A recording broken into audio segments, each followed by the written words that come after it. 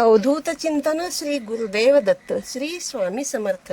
तुम्हा सर्वांचं स्वामी मराठी चॅनलमध्ये मी तुमचं अगदी मनापासून स्वागत करते आणि आजच्या या व्हिडिओला सुरुवात करते. दरवर्षी आपण श्रावणी पौर्णिमेला बहीण भावांच्या अतूट नात्यांचा सण साजरा करत असतो. यावर्षी हा जो सण आहे तो आपण 19 ऑगस्टला साजरा करणार आहोत. रक्षाबंधन सण हा पूर्वीच्या काळी या सणाला खूप पारंपरिकतेची जोड होती. आपण आता आधुनिकतेकडे वळलेले आहोत. तर पूर्वीच्या काळी पारंपरिक पद्धतीने तयार करून त्यामध्ये आपण घरीच बनवलेलं रक्षासूत्र सिद्ध केलं जायचं आणि रक्षाबंधनाच्या दिवशी ती राखी जी आहे ती भावाच्या मनगटावर बांधली जायची. आताच्या काळामध्ये आपण राख्या ज्या आहेत त्या विकत आणत असतो, पण त्या विकत आणलेल्या राख्यांना सुद्धा आपण पारंपरिकतेची जोड देऊन त्याची एक रक्षापोटली घेऊन आपण ती कशी सिद्ध करावी, त्याचबरोबर बहीण जी आहे ती आपल्या भावाला राखी का बांधते, म्हणजेच काय तर एका स्त्रीने पुरुषाला रक्षासूत्र का बांधावं. जर बहीण भावाच्या नात्याचा हा सण रक्षाबंधन याला आपण म्हणतो, तर मग भाऊ का बहिणीला राखी बांधत नाही, यामागे सुद्धा काय कारण आहे हे आपण आजच्या या व्हिडिओमधून पाहणार आहोत. पूर्वीच्या काळी रक्षापोटली तयार कशी केली जायची हे आता आपण आजच्या या व्हिडिओमध्ये बघूया. रक्षापोटली बनवण्यासाठी एक पांढऱ्या रंगाचा कपडा घेतला जायचा. या कपड्यावर 2 ते 3 चमचे तांदूळ अक्षता म्हणून घेतले जायचे. त्याचबरोबर काळी मोहरी असेल, पिवळी मोहरी असेल किंवा तुमच्याकडे पांढरी असेल, या ज्या काळी, पांढरी, पिवळी यापैकी तुमच्याकडे कोणती जरी मोहरी असेल ती मोहरी या पोटलीमध्ये टाकायची आहे. त्याचबरोबर तांदूळ आणि मोहरी या दोन्ही मिक्स करून तुम्हाला त्यामध्ये एक सोन्याचा दागिना किंवा दुसरी तुमच्याकडे सोन्याची कुठली वस्तू असेल तर ती टाकली जायची. हे फार पूर्वीपासून आपल्याकडे आहे आणि तुम्हाला माहीतच आहे की जुन्या काळातलं जे सोनं आहे ते अतिशय शुद्ध असायचं. किंवा जसं मी सांगितलं तुम्हाला की सोन्याची एखादी काहीतरी वस्तू तांदळामध्ये टाकली जायची. त्यानंतर या सगळ्या वस्तूंचं मिळून एक गाठोडं तयार केलं जायचं आणि हे जे तयार केलेलं गाठोडं आहे ते बांधून घेतलं जायचं. त्यानंतर या गाठोड्याला हळदी, कुंकू, धूप, दीप, अगरबत्ती, फूल वाहून याची विधिवत पूजा केली जायची. आणि त्यावेळेस एक मंत्र म्हटलं जायचं, येन बद्धो बलिराजा दानवेंद्र महाबल तेन त्वाम प्रतिबद्धनामी रक्षे माचल माचल. हा जो मंत्र आहे हा मंत्र म्हटला जायचा. ही पोटली रक्षाबंधनाच्या आदल्या दिवशी किंवा ज्या दिवशी रक्षाबंधन आहे त्या दिवशी पौर्णिमा सुरू झाल्यानंतर ही पोटली तयार केली जायची आणि पौर्णिमा सुरू झाली त्यावेळेस बनवून 2 ते 3 तास ठेवून त्याच्यानंतर आपण हे जे रक्षासूत्र बनवलं जायचं तेच आपल्या भावांच्या हातावर राखी म्हणून बांधलं जायचं. तर पांढऱ्या कपड्यामध्ये आपण ज्या काही वस्तू ठेवल्या होत्या त्यामध्ये तुम्हाला माहीतच आहे की तांदूळ हे सुद्धा आपण औक्षणासाठी वापरत असतो. सोनं आणि 1 रुपयाचं नाणं जे ठेवलेलं होतं ते सुद्धा आपण औक्षणाच्या ह्याच्यामध्ये ताटामध्ये घेतच असतो. फक्त या ठिकाणी आपल्याला मोहरी जी आहे ती औक्षणासाठी लागत नाही. तर त्या मोहरीचं आपल्याला पुढे काय करायचं आहे किंवा त्या पूर्वीच्या काळी काय केलं जायचं हे सुद्धा मी तुम्हाला पुढे व्हिडिओमध्ये सांगणारच आहे. व्हिडिओ संपूर्ण पहा म्हणजे तुम्हाला संपूर्ण माहिती मिळेल. ही जी पोटली आहे ती रेशमी धाग्याने बांधलेली पोटली, ती पोटली उघडली जायची. त्यानंतर आपल्या घरामध्ये किती पुरुष आहेत, किती भाऊ आहेत, जेणेकरून आपल्याला किती राख्या बनवायच्या आहेत त्यानुसार त्या पांढरे कपडा जो आपण घेतलेला होता त्या कपड्याचे छोटे छोटे तुकडे तयार केले जायचे आणि प्रत्येक तुकड्यावर आपण जे आहे ते अक्षता म्हणून जे ठेवलं होतं ते तांदूळ प्रत्येक तुकड्यावर तसेच ठेवायचे आणि त्या पुन्हा छोट्या छोट्या कपड्याच्या तुकडे जे होते ना त्या तुकड्यांचं पुन्हा एक गाठोडं बांधायचं की ज्यामध्ये थोड्या तरी अक्षता असतील आणि जे काही रेशमी दोरी आपण त्या गाठोड्याला बांधली होती त्यातलीच काही दोरी वापरून त्या गाठोड्याच्या दोन्ही बाजूला ते बांधलं जायचं आणि हे एक रक्षासूत्र तयार व्हायचं आणि हेच रक्षासूत्र राखी म्हणून त्या पूर्वीच्या काळामध्ये बांधलं जायचं. राखीचा दोरा म्हणजेच मधोमध जे काही आता आपण बांधतो की राखीला एक गोंडा असतो किंवा एक मणी तरी असतो आणि कडेने राखीची दोरी असते ती दोरी दोन्ही बांधूला बांधली जायची. त्यानंतर भावाचे औक्षण करताना थोडंसं तुम्हाला कुंकू जे आहे ते ओलं करायचं आहे, म्हणजेच काय तुम्हाला एक प्रकारचं गंध तयार करून घ्यायचं आहे आणि ते जे आहे ते तुम्हाला भावाच्या कपाळावरती लावायचे आहे आणि जे आपण पोटलीमध्ये घेतलेलं तांदूळ होतं ते तांदूळ वापरून ते तांदूळ त्या भावाला जे आपण तिलक लावतो त्या तिलकावरती थोडंसं लावायचं आहे. त्यानंतर सोनं किंवा 1 रुपयाचं नाणं जे आहे ते कपाळावर मधोमध लावून भावाच्या डोक्यावर गोल फिरवून नंतर देव्याने ओवाळून औक्षण करायचं आणि काहीतरी गोडाचा एखादा पदार्थ भावाला खायला दिला जायचा. त्यानंतर हे जे तांदूळ आहे ते भगवान शिवशंकराच्या वास्तव्याचे प्रतीक आहे म्हणून हे तांदूळ जे आहे ह्या तांदळाला आपण पूर्ण अन्न मानत असतो. भावाच्या मनगटावरती म्हणजे जे काही आपण मंत्राने सिद्ध केलेले अक्षता हे आपण भावाच्या मनगटावर बांधायचे असतात. त्यानंतर प्रत्येक तुकड्यावर आपण जे काही गाठोडं होतं त्यातले ते गाठोड्यामधले तांदूळ जे आहेत ते आपण अक्षता म्हणून ठेवले होते ना, तर तेच तांदूळ जे आहेत ते प्रत्येक तुकड्यावर ठेवून त्याच्या छोट्या छोट्या राख्या केल्या जायच्या, जसं मी तुम्हाला व्हिडिओमध्ये सांगितलं आहे. त्यानंतर रेशमी धाग्याचा वापर सुद्धा आपण राखी बनवण्यासाठी करायचो. सोन्याचा वापर औक्षणासाठी केला जायचा.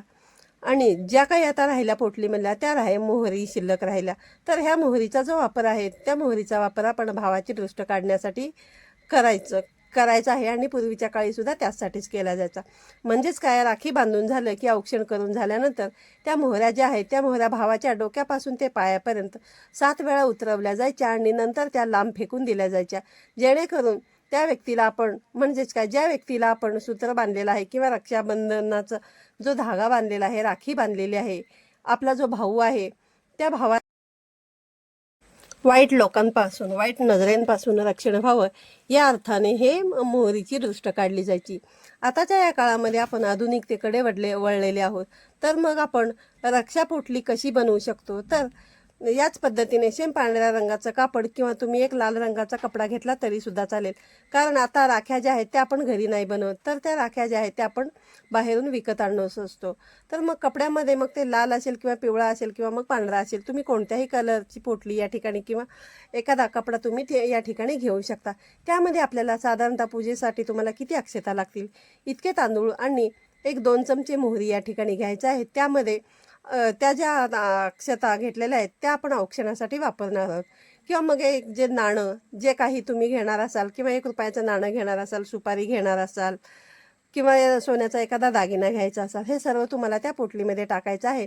त्याचबरोबर तुम्ही ज्या काही हे त्याच्यामध्ये टाकणार आहात हे सर्व टाकून तुम्हाला ते बांधून द्यायची आहे पोटली. आणि त्याच्यानंतर तुम्हाला तो जो मंत्र आहे ना, तो मंत्र तुम्हाला म्हणायचा आहे. जसं व्हिडिओमध्ये मी तुम्हाला म्हणून दाखवलं, येन बद्धो बलिराजा दानवेंद्रो महाबल तेन त्वाम प्रतिबद्धनामी रक्षे माचल माचल. हा जो मंत्र आहे ना, हा मंत्र म्हणून तुम्हाला ते जी पोटली आहे ती पोटली तुम्हाला सिद्ध करून घ्यायची आहे. आणि तुम्ही त्या पोटलीचा वापर नंतर ज्यावेळेस तुम्ही राखी बांधणार असाल त्यावेळेस त्या पोटलीमधील ज्या राख्या आहेत त्या राख्या तुम्ही तुमच्या भावाच्या उजव्या हाताच्या मनगटावरती बांधू शकता. आणि राहिलेल्या ज्या काही मोहऱ्या असतील त्या मोहऱ्यांचा वापर जसं पूर्वीच्या काळी दृष्ट काढण्यासाठी करत होते त्याच पद्धतीने आपण ह्या मोहऱ्यांचा वापर भावाची दृष्ट काढण्यासाठी करणार आहोत. आणि ज्या काही अक्षता आहेत त्या अक्षतांचा वापर या ठिकाणी आपल्याला औक्षण करण्यासाठी करायचा आहे. राखी जी होती ती राखीसुद्धा आपण भावाच्या मनगटावरती बांधायची आहे. आणि जे मोहऱ्या जसं मी तुम्हाला सांगितलं की त्याच्या भावावरून 7 वेळा उतरवायच्या आहेत आणि नंतर मग तुम्हाला त्या लांब फेकून द्यायच्या आहेत किंवा तुम्ही त्या कचऱ्यामध्ये सुद्धा फेकून देऊ शकता. आता जी आपण आहे ती आधुनिकतेला राखीची पारंपरिक जोड कशी देऊ शकतो, तर अगदी थोडक्यात तुम्हाला सांगायचं झालं रक्षाबंधनाचा इतिहास, तर तो असा आहे की बळीराजाच्या हाताला लक्ष्मी मातेने राखी बांधून त्याला आपले भाऊ केले आणि नारायणांची म्हणजेच विष्णूंची त्यांच्यापासून मुक्तता केली. तो जो दिवस होता तो श्रावण पौर्णिमेचा होता. 12 वर्ष इंद्र आणि त्यांच्यामध्ये युद्ध चाललेलं होतं. आपले 12 वर्षे म्हणजे त्यांचे 12 दिवस. इंद्र युद्ध करून थकून गेला होता आणि त्यांचे वरचढ जे होते चालूच होते. इंद्रदेव युद्धामधून स्वतःचे प्राण वाचून पळून जाण्याच्या सिद्धतेत होते.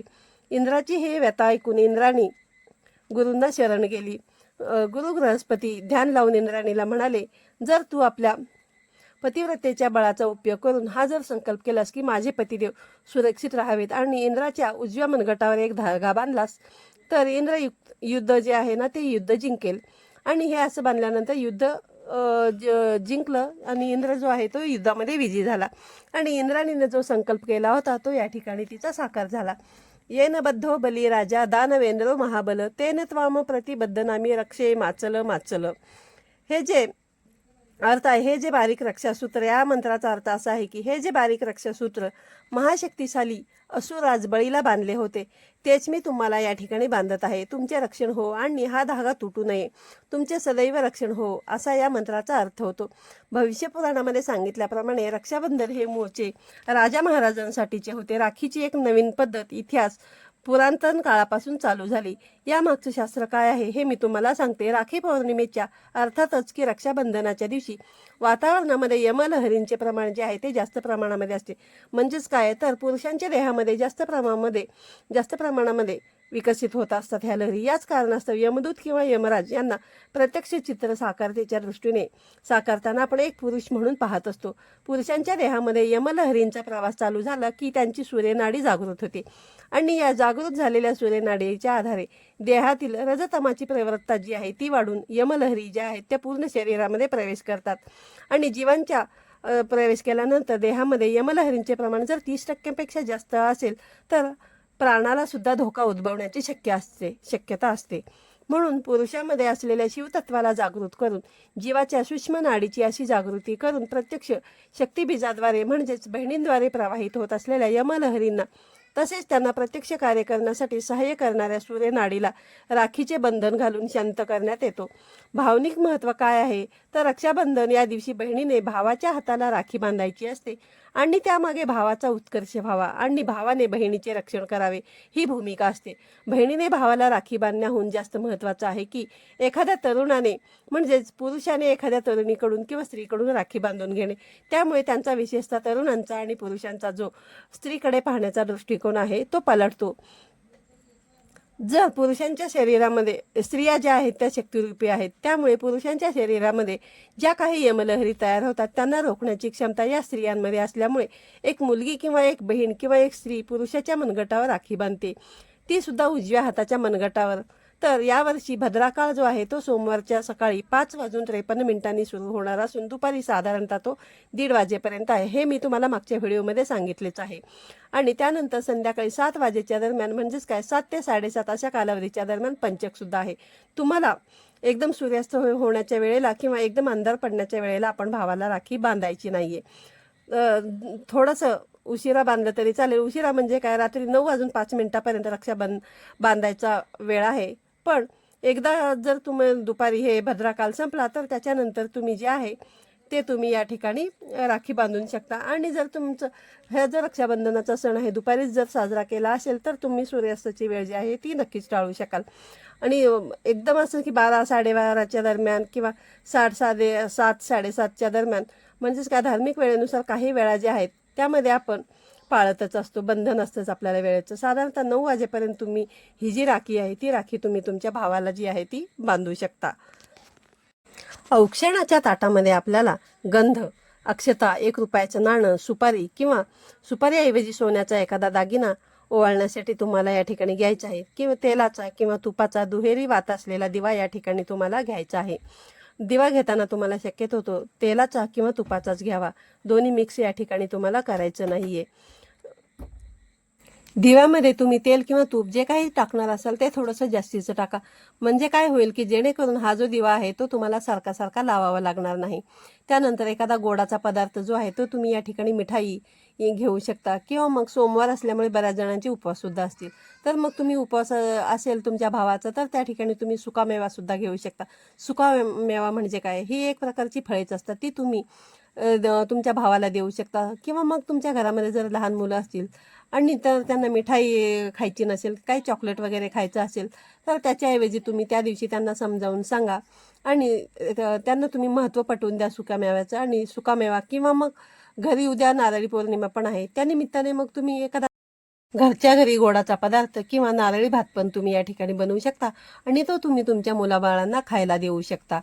आता राखी बांधून झाल्यानंतर बहिणी ज्या आहेत त्या राखीला गाठ बांधत असतात. ती राखी जी आहे ती सुटू नये म्हणून आपण राखीला गाठ बांधत असतो. तर बहिणी राखीच्या धाग्याला 2 गाठी बांधत असतात, पण काही जण 2च्या ऐवजी 3 गाठी बांधत असतात. या 3 गाठींचा संबंध जो आहे तो त्रिदेवांशी लावला जातो.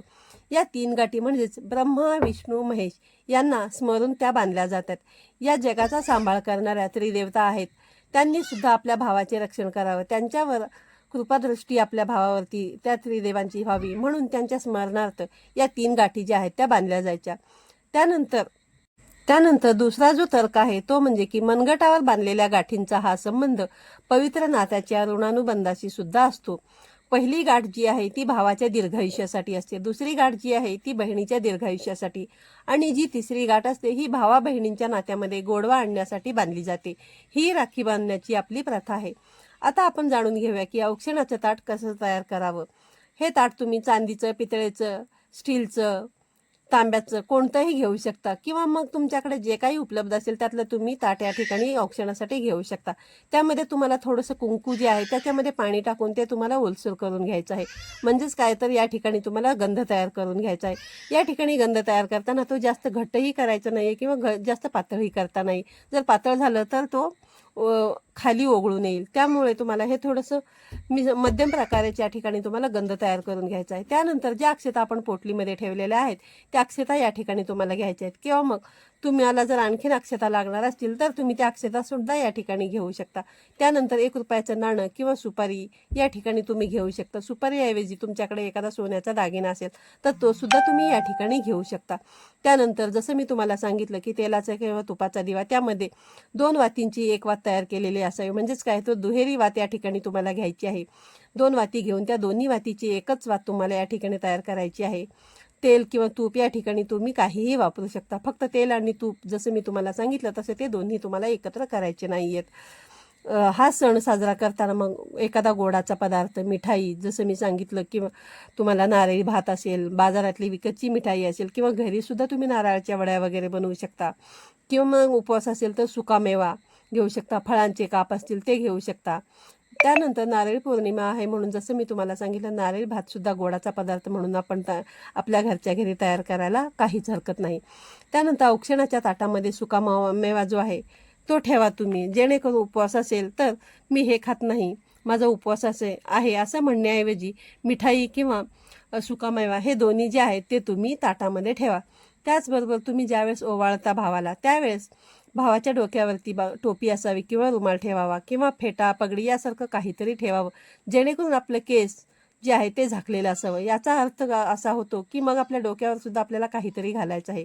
त्यानंतर दुसरी गोष्ट म्हणजे की जो काही आपण पाट किंवा चौरंग घेतो त्याच्या भोवती तुम्हाला सुंदर अशी रांगोळी काढायची आहे. रांगोळी जी आहे ती सकारात्मकतेचं प्रतीक आहे आणि राखी बांधल्यानंतर तुम्हाला आपल्या भावाला एक नारळ सुद्धा द्यायचा आहे, ज्याला तुम्ही रक्षासूत्र किंवा कलावा सुद्धा बांधू शकता. किंवा मग जसं की एखादा नारळ घ्यायचा आहे ज्याच्यामध्ये पाण्याने भरलेला नारळ आहे, ज्याला आपण श्रीफळ म्हणतो, तेही तुम्ही तुमच्या भावाला या ठिकाणी देऊ शकता. राखी बांधल्यानंतर बऱ्याच ठिकाणी भावाला काहीतरी खायला देऊन पाणीसुद्धा प्यायला देण्याची पद्धत आहे, तर तुम्ही त्या पद्धतीने सुद्धा केलं तरी चालेल. असं जरी केलं तरी काही हरकत नाही. ही जी राखी आहे ती राखी या व्हिडिओमध्ये मी तुम्हाला कशा प्रकारे पोटली तयार केली जायची आणि ती कशा प्रकारे बांधली जायची आणि ती उजव्या मनगटावरच बांधायची हे तुम्ही लक्षात ठेवून घ्या. आजच्या व्हिडिओमध्ये सांगितलेली माहिती तुम्हाला आवडली असेल तर व्हिडिओला लाईक करा, शेअर करा. त्याचबरोबर तुम्ही जर चॅनलवरती नवीन असाल तर चॅनलला सबस्क्राईब करा, जेणेकरून यापुढे येणारे नवनवीन व्हिडिओंचे नोटिफिकेशन तुम्हाला मिळतील आणि तुमचा एकही व्हिडिओ मिस होणार नाही. तर पुन्हा भेटूया अशाच एका नवीन आणि माहितीपूर्ण व्हिडिओमध्ये. तोपर्यंत सर्वांना श्री स्वामी समर्थ.